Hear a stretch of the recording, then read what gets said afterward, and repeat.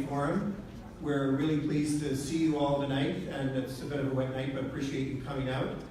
I'm just here to introduce and bring everyone's attention to the podium, and we're going to start with some remarks from Mayor Nancy.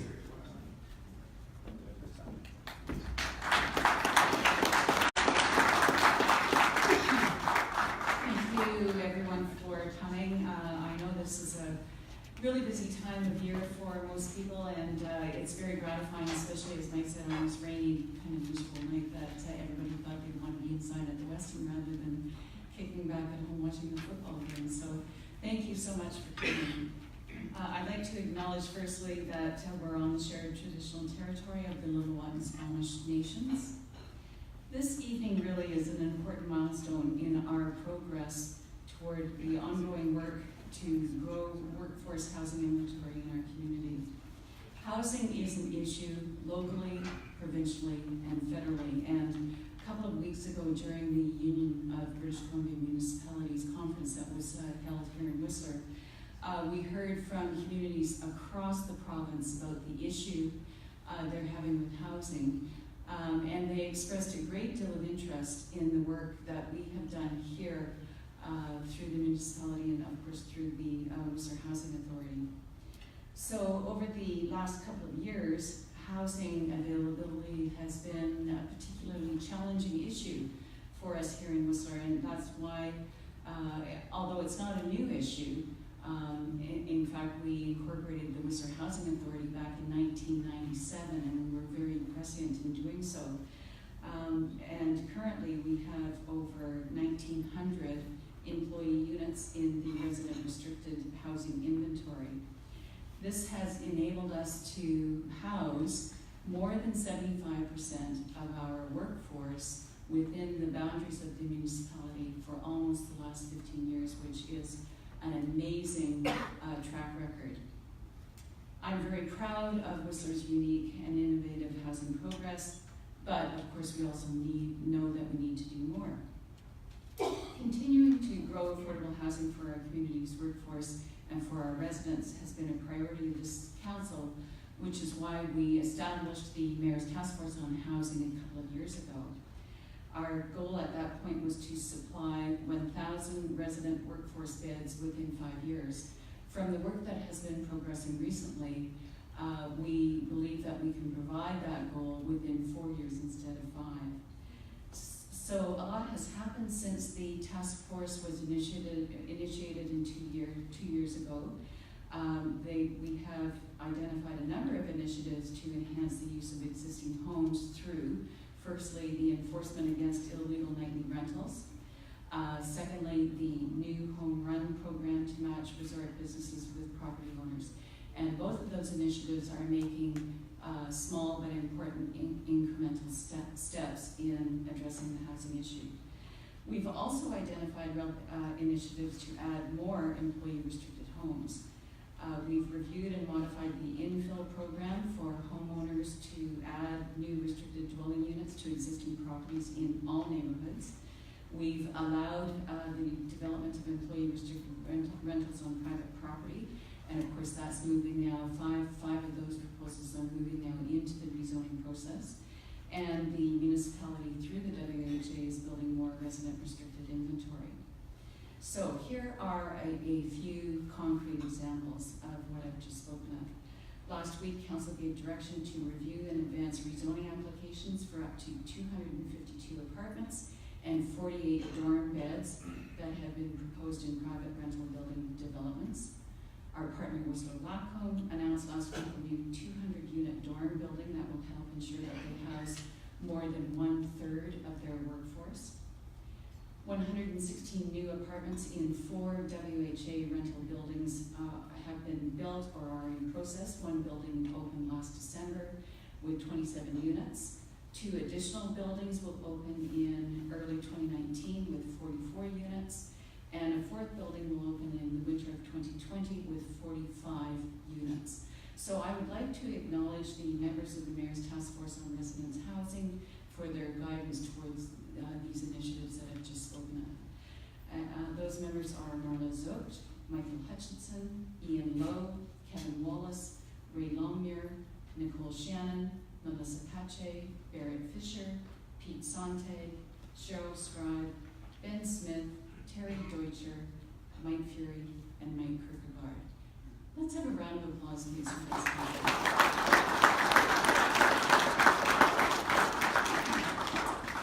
So one of our housing focuses and the subject of tonight's event is the next phase of our Cheakamus Crossing neighbourhood. The master planning process for Cheakamus Crossing Phase 2 is focused on how best to develop 550 employee-restricted homes on municipal lands to accommodate both temporary and permanent resident workers in Whistler. The vision has always been to build more resident-restricted homes on these lands, and it's very exciting to see the master planning progress bringing this to life. As you can probably appreciate, creating a neighborhood is a massive undertaking, and so much has been done to get us to this point. In talking to a number of developers, what I keep hearing is that this project is moving forward very quickly and that great work is being done. When the CAO spoke with the head of BC Housing a couple of weeks ago at UBCM, they were very impressed, and they were also interested in senior level engagement to pursue possible funding opportunities, so stay tuned for that.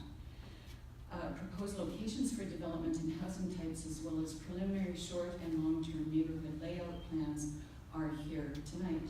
The goal is to create homes that can be offered at below market rents, while also being financially feasible. Housing needs and types of housing are being determined based on household group, family structure, and income affordability data to support the actual needs and long-term success and livelihood of our community. And you will hear and see more about the project later this evening. So I encourage each of you to provide your feedback and your comments tonight or on whistler.ca. So the next steps to move the Cheakamus Crossing Phase 2 project forward will include the development of a business plan.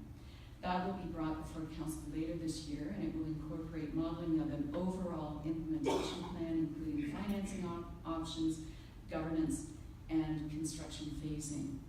So before I wrap up my remarks tonight, I would like to thank some other people who have helped move this project to date.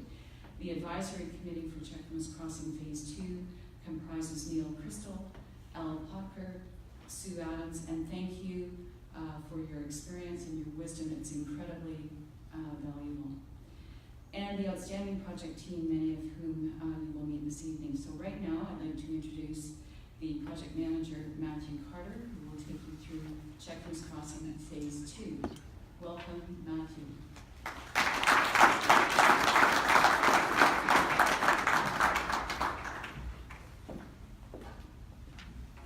Good evening, everybody. Can everyone hear me okay? Yeah. My name is Matthew Carter, and I've been hired by the municipality to project manage the master plan and business plan process for the second phase of development at Cheakamus Crossing. Thanks very much for coming here this evening to hear an update on this work so far. I've been working very closely in this process with IBI, who are the architects that the municipality has hired to produce the master plan. Present here this evening is Peter Lang and Kate Lambert. If you can just, there they are over there. Feel free after my brief remarks to speak to them about some aspect of the design or myself. I'm also here with my colleague Mary Lapointe, who is assisting with the development approval process, and also here this evening are many representatives of the municipality, my client, Mike Fury, Jan Janssen, and many others in the team.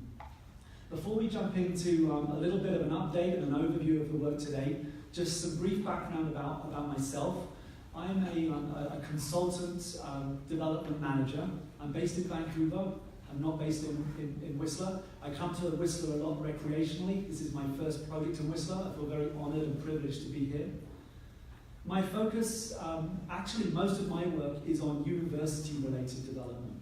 I do a lot of work with university groups trying to develop student and staff-oriented housing, different types of housing, both ownership and rental. And the focus I try to bring to my work is to assist clients, whether they be universities or in this case the municipality, to try to advance a master plan in conjunction with a robust business plan that has appropriate and robust due diligence items as part of it. Housing-related projects that I've worked on that are relevant, I think, to my work here include UBC's Westbrook Village, the new Emily Carr campus in Vancouver, and a recently completed student rental housing project for SFU on a site in downtown Vancouver. The project that we're here to talk about this evening is obviously at Cheakamus Crossing, on a land that's owned by the municipality that is not developed but is owned by the municipality and is available to us to utilise. This image, all of the images I'm going to present this evening are on the boards around this part of the room here. I'm just going to try and give a brief overview, and then we really encourage you to walk among the boards, talk to members of our team, and ultimately provide your feedback. But this image, which can be seen just over here, is showing that in this neighbourhood there are two large areas of land that are owned by the municipality that aren't yet developed, immediately adjacent to the highly successful Cheakamus Crossing neighbourhood. This image here, which is actually an extract from an excellent body of work that was done last year by Whistler-based architect and master planner Brent Harley. This shows some options for understanding the areas of development land carved out of the existing land that's owned by the municipality that could be developed and could be used to help alleviate the housing pressures that the Whistler community is currently facing. The two specific areas that we are focused on this evening as part of our second phase of development for Cheakamus include these upper lands here and the lower lands here.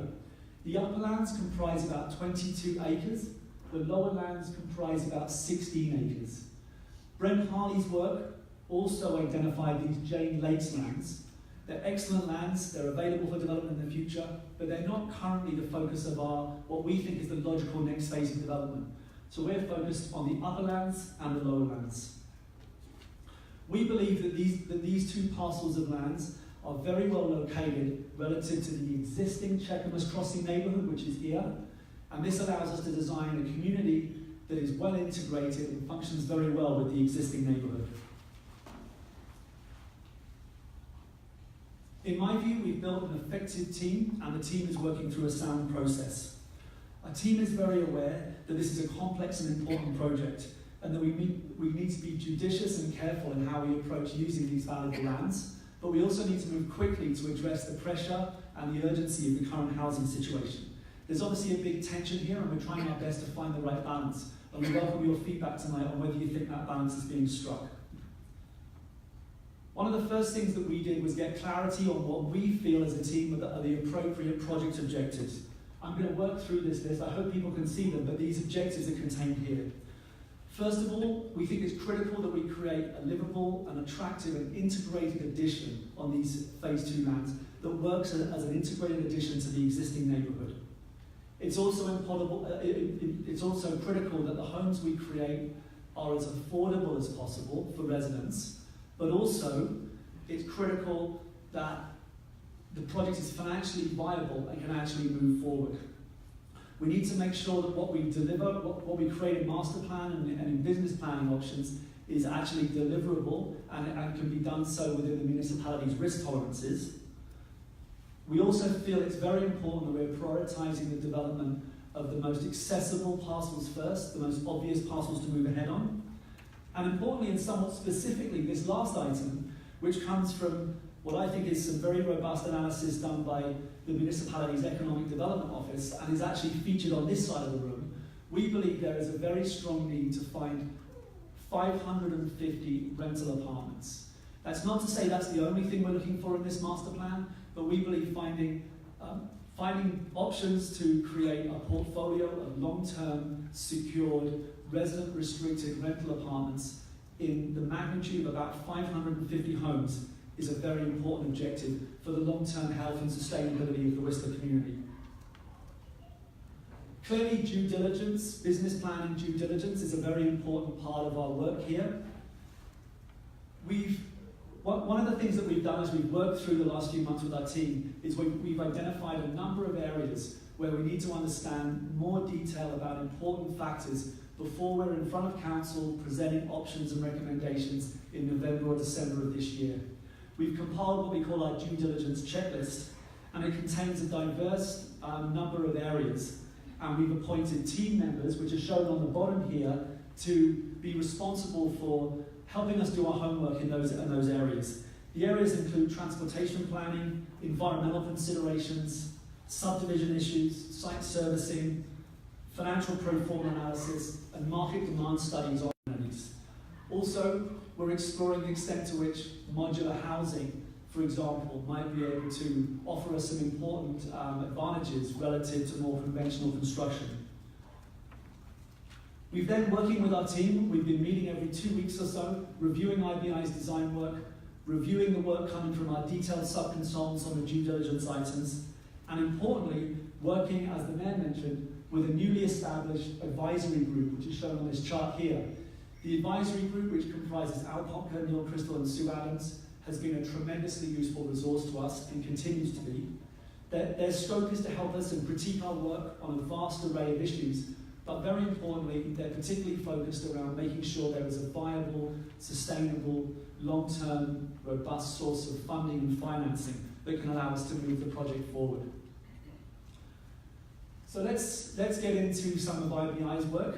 IBI are here, they'd be very happy to get into more detail around some of the boards in the room, but I'm just going to give a brief overview of our design work to date. IBI are looking at both the upper lands and the lower lands. What they've done, IBI have taken our objectives, they've studied the physical realities of what these lands can produce, and they've applied important urban design considerations and lots of the issues coming out of our due diligence work, and they've played back to us what they think is possible. Let's start with the upper lands. What IBI is showing us is that the upper lands could accommodate approximately 250 homes in total, delivered in a combination of apartments and townhouses. In the lower level of the upper lands here, IBI is showing a concept for 2 interconnected apartment buildings of about 100 units, perhaps a little more, probably 3 to 4 story. And then as we move further up the slope, IBI is showing a concept for how townhouses could better sit on the steeper lands and could be a variety of tenures and a variety of different styles of townhouses. But this is the overall approach that they're suggesting makes the most sense, and it's about 250 homes in total. Importantly, and particularly right at this intersection, which is where the Phase 2 lands intersect with the edge of the existing Cheakamus Crossing neighbourhood. Importantly, right there, the municipal services that are needed to produce service sites are already in place. So in our view, one of the things that's coming out of the process is this feels like it could be a logical place for development to begin as a catalyst for the second phase of development of these lands. Moving to the lower lands, again, IBI has considered our objectives, our design brief that we put to them, what we're looking to find, and then try to reconcile that with the physical reality of what's possible. And they've come up with a concept that again mixes a combination of apartments and townhouses. These lower lands are very flat and very open, and they're very well suited to a predominance of apartment-based development. What IBI is showing us here on these 2 parcels, which we call F and G, those are sub-zones of the lower lands, they're showing us a design concept for about 500 apartments. And further down into this parcel, which we call parcel H, they're showing how the design could transition as we get closer to the river into a lower density, probably about 40 to 50 townhouses.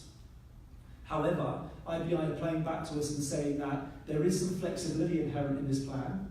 And this next slide, with this box shown here, which is an exact replication of that area, sorry, it's the same size, but it's a different design, shows how additional apartment development could happen if, when we got to this stage in the future in this development build-out, and still more apartment, more higher density living is needed, there's optionality. And we'd like to try and retain that optionality into this plan as we move forward and make that decision later, recognizing that the lower area of this part of the lower lands is probably one of the last areas that would likely get developed, so it's good to have some flexibility there.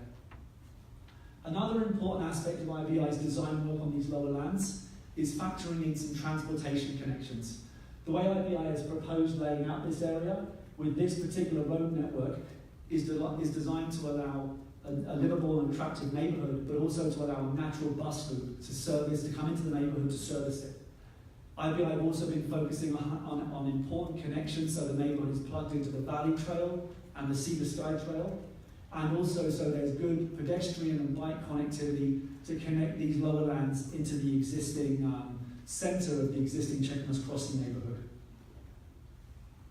So this is IBI's current work today. There's lots more information on these panels, which we would love to go through with you and get your feedback on. In summary, what IBI's work is saying to us is that the upper lands and the lower lands could produce about 750 homes in a combination of apartments and townhouses.